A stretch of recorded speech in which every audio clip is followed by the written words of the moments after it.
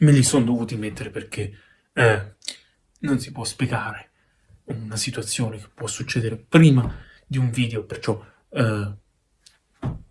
ok, va bene. Guardatevi il video con degli occhiali da sole.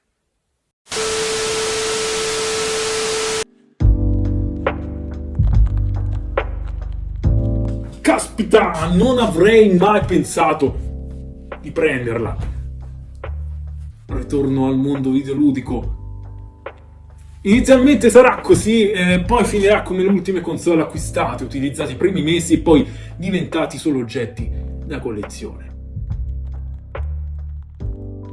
Strano ma vero, qui ho la nuovissima Nintendo Switch Lite, edizione di Alga e Palkia. Naturalmente è una versione limitata, quindi poche scorte, e perciò chi riesce a prenderla ora evita di pagarla in futuro molto di più rispetto al suo prezzo di listino. Tanto bisogna sborsare per farla arrivare a casa?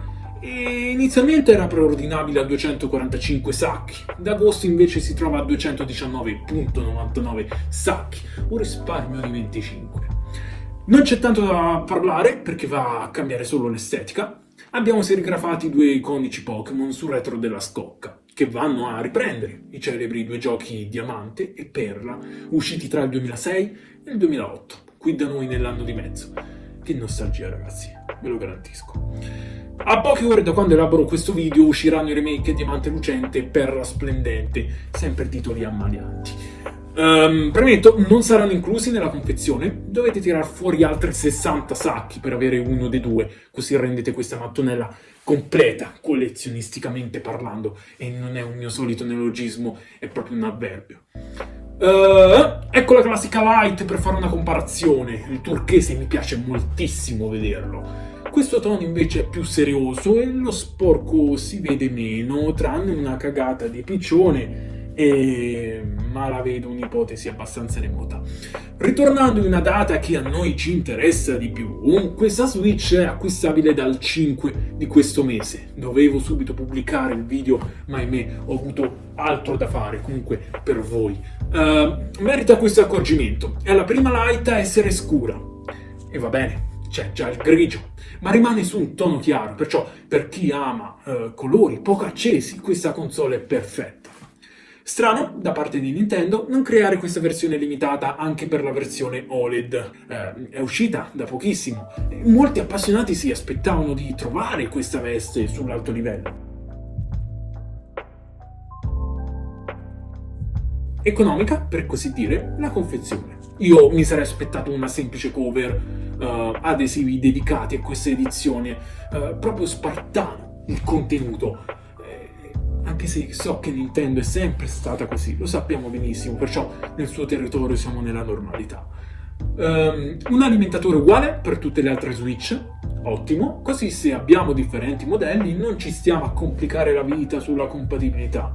Per farvi capire, ci potete caricare anche la OLED. Notate che qui la serigrafia è più evidente rispetto all'edizione spada e scudo. Lo hanno notato anche altri e perciò un altro punto a favore per questa console. Onestamente le due rappresentazioni di Dialga e Palkia appartengono a Ken Sugimori, disegni che conosciamo grazie a un'edizione speciale dell'anziana DS Lite, da noi mai arrivata. Riprendo l'argomento su Diamante Lucente e Perla Splendente.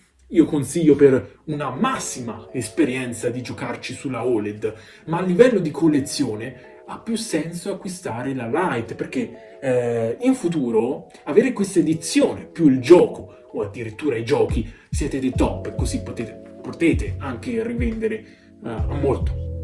Zio Amedeo, che bei tempi quando scambiavamo i Pokémon del DS con i Pokémon delle carte, e che scambi sensati. E zio Mattia, quanti trucchi mi hai svelato e quanti Pokémon truccati mi hai dato dal tuo Diamante e Perla. Ora con questo video ritorno nei ricordi da moccioso e mi dovete scusare, ma se parlo di questa roba è perché ho avuto dei buoni amici. Nulla di altro da aggiungere, c'è poco da dire per questo argomento. Tenetemi comunque fermo, fatemi fare altri video diversi, del tipo altre tastiere meccaniche, se no riprendo come una scimmia a videogiocare e non va bene. E allora, perché l'ho presa sta succulenta Switch? Difficile da capire se mi conoscete bene. Esatto, sono ironico. L'ho presa più che altro per collezionismo. Gli altri penseranno, ah, questo è strano. E lì avete ragione, mi piace essere anche strano. E i più maniaci comunque capiranno. E allora Fabio, dai una tua conclusione, un tuo colpo di grazia. Ve la consiglio? Esattamente non lo so. Se avete altre cose su Pokémon io direi di sì, altrimenti fate voi. Qui si parla solo di estetica e collezionismo, come ho fatto intendere poco fa. Nella descrizione trovate il link Amazon da affiliazione, se passate da lì guadagnerò una piccola percentuale sull'acquisto fatto. Tranquilli, non dovrete pagare nulla in più. Con questa sorta di convenzione che c'è tra Amazon e l'influencer farete felici me, perché così posso permettermi, come si fa il cuore? Permettermi vari attrezzi che possono servire per il canale. In bocca a Mike Iena e per quando le scarseggerò. A presto.